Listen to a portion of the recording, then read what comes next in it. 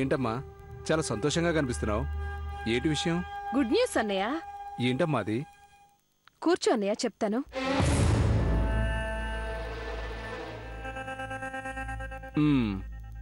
చెప్పు.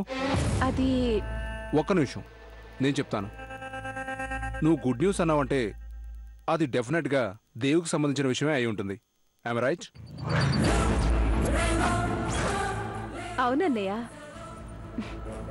ఈ నిత్యాన్ని పర్ఫెక్ట్గా అర్థం చేసుకుంది మా అన్నయ్య ఒక్కడే. మీనాక్షి ఎలా ఉంటుందో నేను చూశానన్నయ్య.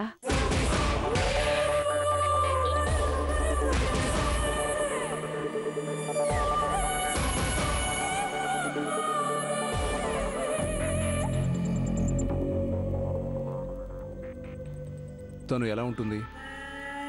దేవ్ వర్ణించినట్టుగానే చాలా గొప్పగా ఉంటుంది. నాలాంటి అందగత్తే అంతలా వెంట పడుతున్నా దేవ్ ఎందుకు పట్టించుకోవడం లేదో మీనాక్షిని చూశాక అర్థమైంది.